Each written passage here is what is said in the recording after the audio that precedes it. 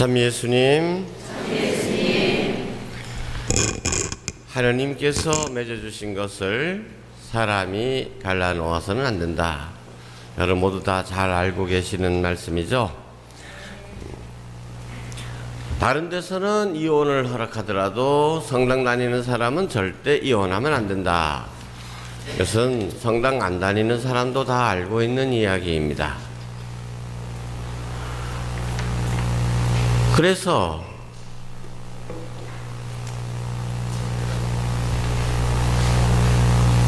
우리 성당에서 결혼을 했는데 이혼을 하게 되면 성당에 못 나오고 예배당에 가는 경우도 많습니다. 그런데 예수님께서 분명히 하느님께서 맺어주신 것을 사람이 갈라놓아서는 안 된다 하셨잖아요. 근데 이 말씀을 우리는 이혼은 절대 안 된다. 이혼은 절대 안 된다고 예수님께서 말씀하셨으니까 그건 뭐 예수님이 말씀하셨는데 어떻게 하겠느냐, 지켜야 된다, 이렇게 생각하기가 쉽습니다. 실제로 지금까지 교회도 그러한 입장을 가르쳐 왔습니다. 근데 현실적으로 보면 어려운 때가 너무 많죠.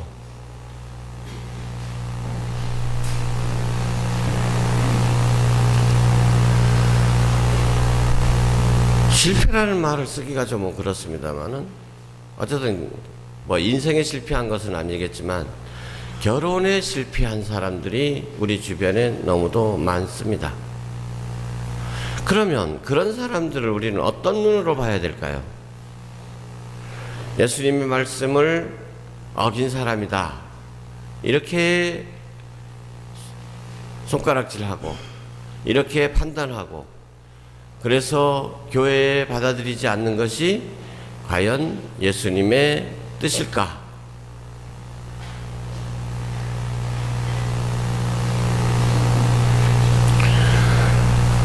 제주도는 특별히 전국에서 1등, 2등으로 다투는 것이 있습니다. 뭘까요?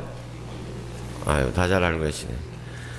그전에는 인천이라는 지방이 선원이 많아서 그런지 어쨌든 인천이라는 곳에서 이혼율이 전국 최고였는데 가끔은 그 1등을 탈환하는 곳이 제주도입니다. 근데 인천은 왜 그러는지 그런 연구가 돼 있습니다. 선원들이 많고 이렇고 그런데 제주도는 왜 이혼율이 높은지 그저 추측을 할 뿐입니다. 근데 역시 이런 경우에 가장 크게 문제되는 것은 폭력, 가정폭력. 이런 게 정확하게 데이터로 안 나왔으니까 뭐라고 하긴 어렵습니다만은, 근데 이혼율이 몇 프로쯤 될까요? 한 해에 10명이, 10쌍이 결혼하면 한 해에 몇 쌍이 이혼할 것 같습니까? 이제 4쌍을 넘어섭니다. 그러니까 우리 주변에 둘 중에 하나는 이혼을 한다는 얘기예요. 이게 사회 현실이 되어버렸습니다. 그러면 그들을 우리가 어떻게 대해야 될 것인가, 그들을 어떻게 사목해야 될 것인가, 이 점에 대해서는 이제 옛날처럼 그런 사람들은 어떤 성당에서는 안 된다 하고 내치는 것만이 능사는 아니지 않느냐. 또 그리고 그뿐만 아니라 많은 결혼에 또 다른 위험들이 많이 생기고 있습니다. 예를 들면 동성혼이죠. 남자와 남자끼리 결혼하겠답니다. 여자가 여자와 결혼하겠답니다. 이거 우리나라에서는 아직도 머나먼 얘기지만 소위 인권이 발달했다고 하는 유럽이나 미국에서는 이제 합법적으로 인정을 합니다. 그리고 심지어는 왜 남자와 여자와 결혼하는 가정에는 입양을 허락하면서 왜 우리한테는 입양을 허락해 주지 않느냐? 우리도 아기 키우고 싶다. 그래서 대법원에 제소하니까 대법원이 뭐라고 합니까? 아이고, 그건 너네 말이 맞네. 왜 남자와 여자하고만 아기 키울 수 있냐? 입양까지도 허락하게 됐습니다.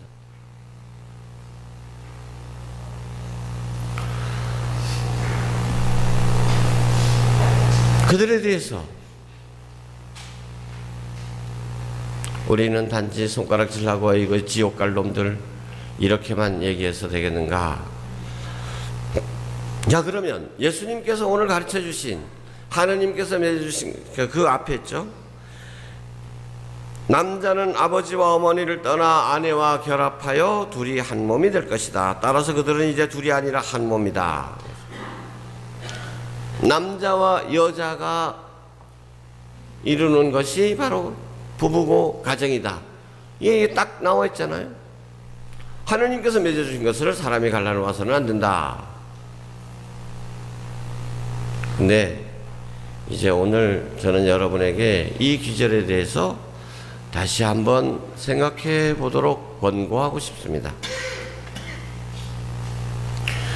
예수님께서 이 말씀을 하신 이유는 베드로가 부부싸움 해가지고 이혼을 심각하게 고려하고 있을 때 베드로야 일로 와봐라 하고 가르쳐 주신 것이 아닙니다. 어떤 상황에서 주님께서 이 말씀을 하셨나요? 바리사이들이 예수님을 시험하기 위해서라고 합니다. 근데 그러면 그때 그 당시 바리사이 사람들이 이혼에 대해서, 결혼에 대해서 어떻게 생각하고 있었느냐? 여러분, 2000년 전의 이스라엘 사회에서는 여자는 남자와 동물의 중간적인 존재였습니다. 사람이라고 사람의 온전한 권리를 인정받는다는 상상도 못하는 시대였습니다. 탈무드에는 아내 한 명의 가치는 나귀 2마리의 가치에 해당한다 그랬습니다. 경제적인 가치로 평가되던 시절이었습니다. 그래서 이 당시 이혼에 대해서 물론 엄격하게 이혼의 조건을 제한하고자 하는 그런 파도 있었습니다만은 조금 좀 완화하는 파에서는 심지어 남편이 먹을 빵을 태웠을 때, 우리식으로 얘기하면 밥을 태웠을 때, 그것도 충분히 이혼 사유가 됐던 것입니다.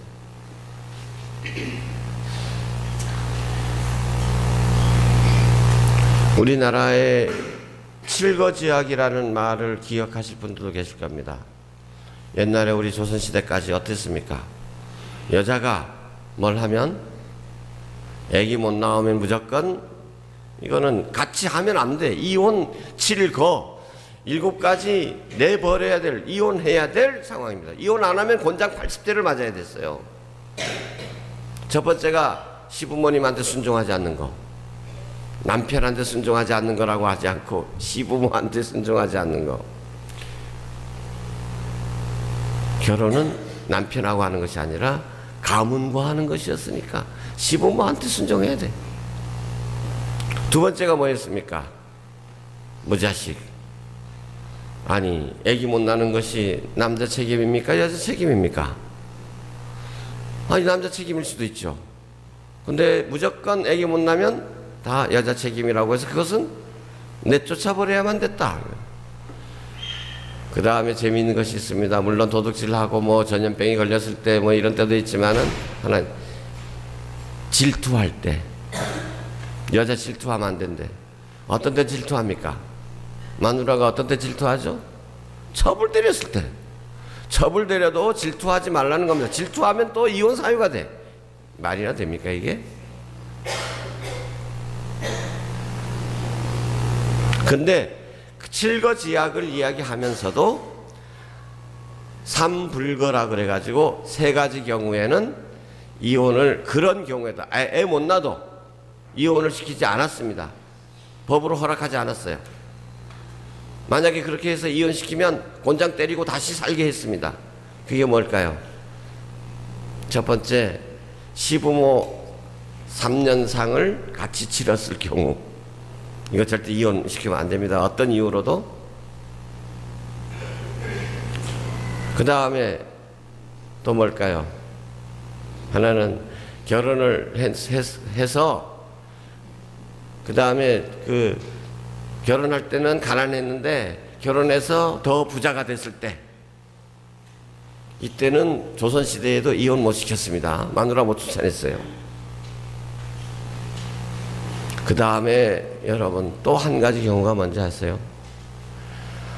파혼하면 돌아갈 친정이 없을 경우, 이런 때도 이혼이 허락되지 않았던 겁니다.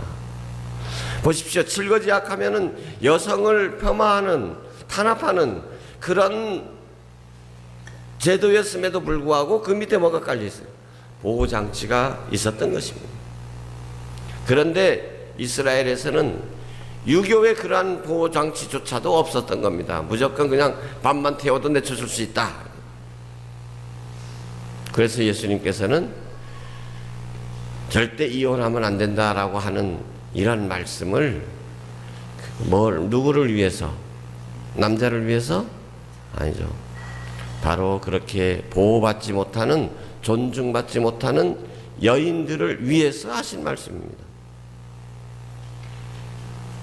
이 맥락을 두고 볼 때, 그래서 무조건 이혼하면 안 된다라고만 받아들이는 것은 주님의 말씀을 왜곡하는 것일 수도 있습니다.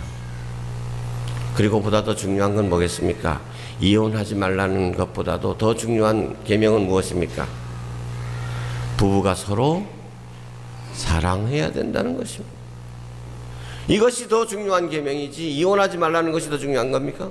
이혼하지는 않으면서 사랑하지 않고 살면 그거는 우린 이혼 안 했으니까 주님의 말씀을 지켰다라고 할 수 있겠습니까?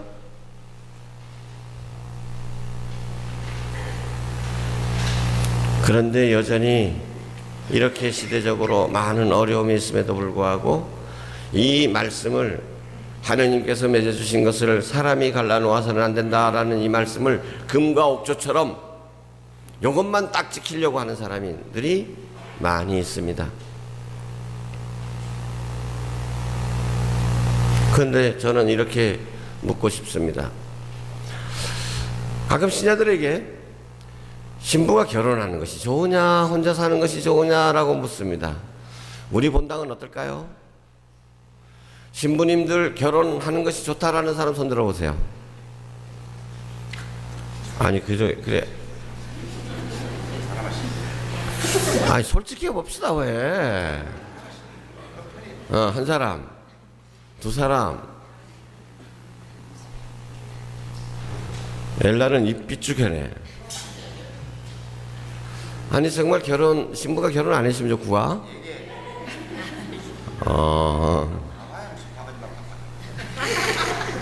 근데 오늘 제1독서에서 여러분, 하느님께서 뭐라고 하셨습니까? 사람이 혼자 있는 것이 좋다?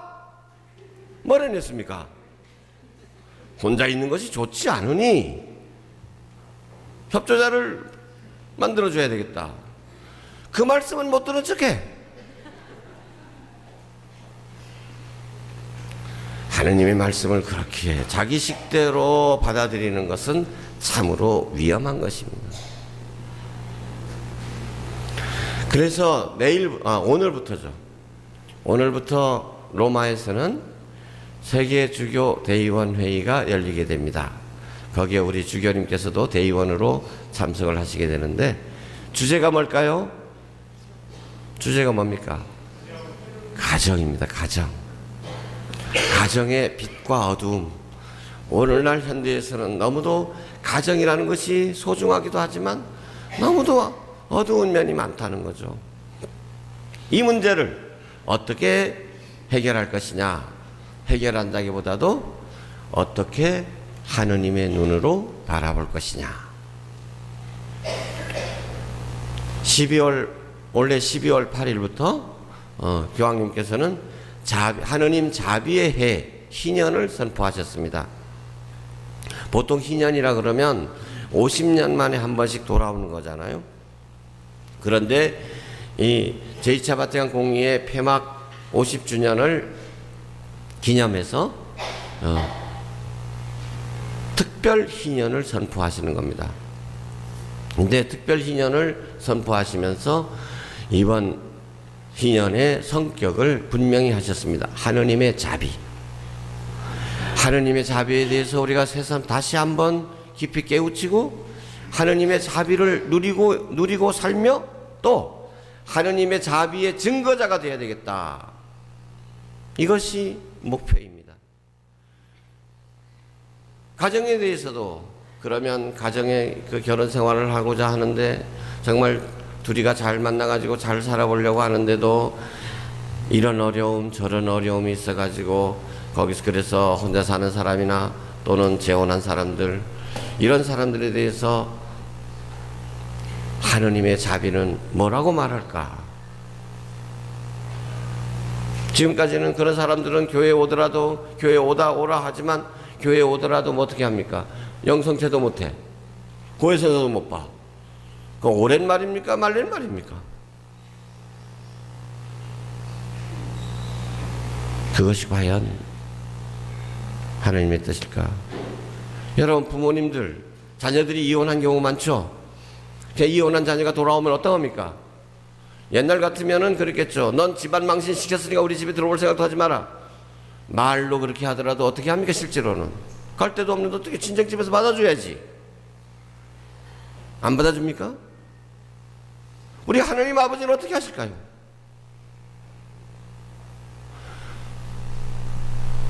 하느님이 맺어주신 것을 갈라놓아서는 안 된다고 그랬는데 하느님의 말씀을 어긴 놈들이니까 해서 너네들은 지옥 갈 거다라고 이렇게 하는 것이 하느님의 뜻일까요?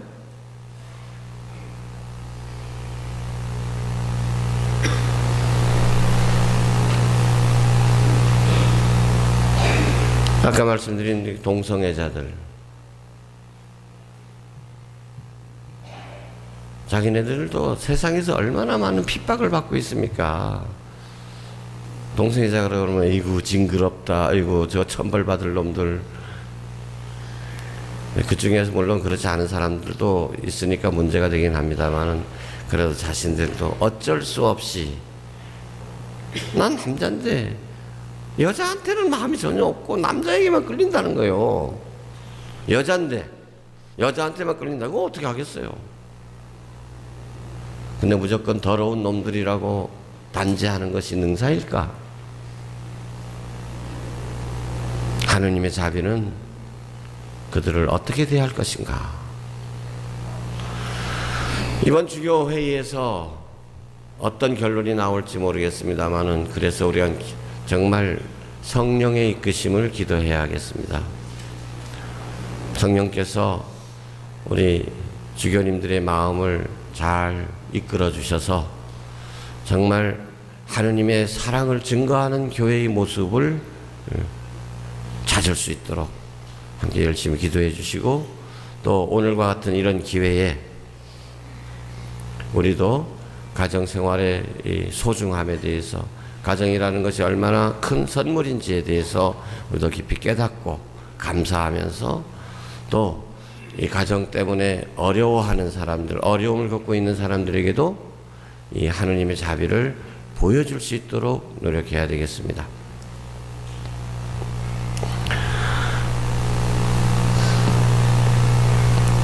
인터넷 여론조사를 미국에서 여론조사를 한 것을 보니까 재미있는 것이 있었는데, 자, 당신은 인생에서의 성공을 뭐라고 생각하십니까? 라고 질문을 했어요. 첫 번째 질문이. 여러분들은 어떤 인생이 성공한 인생이라고 생각하십니까?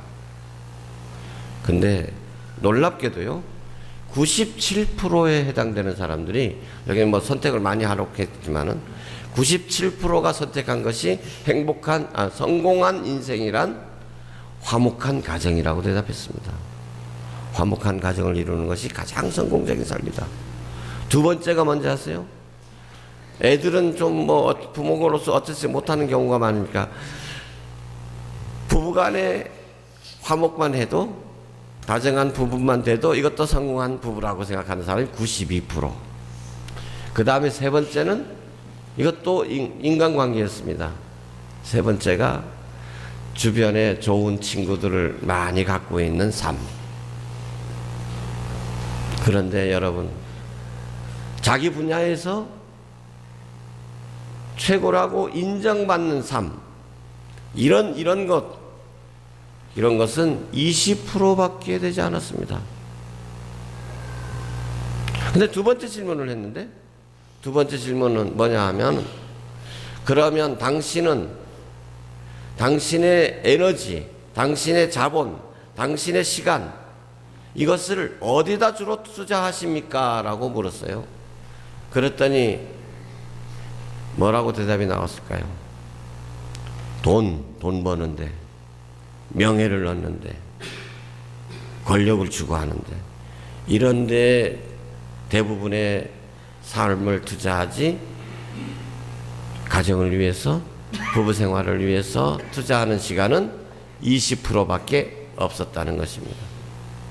이건 무슨 말을 하는 겁니까? 성공한 삶이 어떻다는 것을 우리가 알고 있는데도 실제로 이것이 성공이다 하면서도 성공을 위해서 투자를 하지 않고 엉뚱한 데에 투자를 하고 있다는 것입니다. 우리는 혹시 그렇지 않은가? 특히 제주도의 남자분들, 가정, 옛날 교육이, 남자는 밖에서 돈 벌어오면 그것이 가장으로서 해야 할 일을 다 하는 것이다. 그래서 집에 들어오면 내가 할 일 다 하고 돌아왔으니까 대접이나 받으려고 그러고, 애들 문제도 교육 문제도 그냥 마누라한테만 맡겨버리고, 잘못되면 마누라 탓이나 하고, 아직까지도 그런다면 그런 사람을 뭐라고 부릅니까? 네 글자로 강 큰 남자. 뭐가 뭔지 모르는 남자죠. 혹시 그러지는 않는지, 정말 우리가 행복한 가정을 위해서, 정말 성공한 삶을 위해서 내 모든 시간들, 내 모든 에너지들을 얼마만큼 쓰고 있느냐. 원하는 것은 이런데 실제로 내가 사는 것은 내가 바라지 않는 다른 것을 얻기 위해서 투자하고 있지 않은지 반성해 보는 것, 시간도 필요할 것입니다. 자, 하나님께서 우리에게 가정이라고 하는 큰 선물을 주셨습니다. 이 선물이 얼마나 고마운 것인지를 깨우치고 감사하고 기쁘게 살아가면서 이 소중한 선물을 잘 가꾸어 나가도록 노력하고, 또 어려움을 겪는 이웃들에게도 이 선물의 소중함을 함께 나눠줄 수 있도록 이렇게 하느님의 자비를 증거하는 우리가 되었으면 좋겠습니다. 아멘.